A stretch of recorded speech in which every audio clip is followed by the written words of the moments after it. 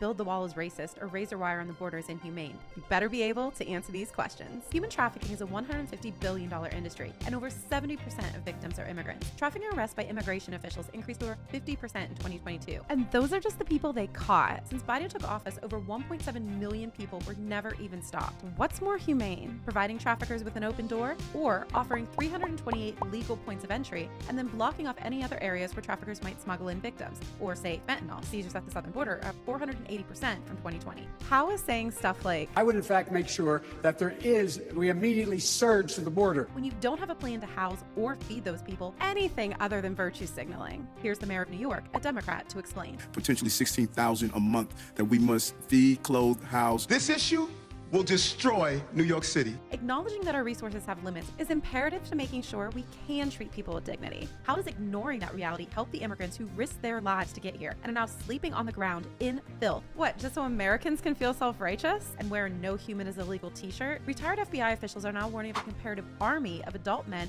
who have entered the U.S. from hostile nations. Are we supposed to ignore that threat because some of them might share racial characteristics? Suggesting we make breaking federal law physically more difficult doesn't mean that supporters think everyone on the other side is a criminal. It just means that, like U.S. citizens, newcomers should have to obey the law, which in this case was designed to weed out the bad guys, protect the victims, and ensure that we have enough resources to go around. All sources are cited on quickconservative.com.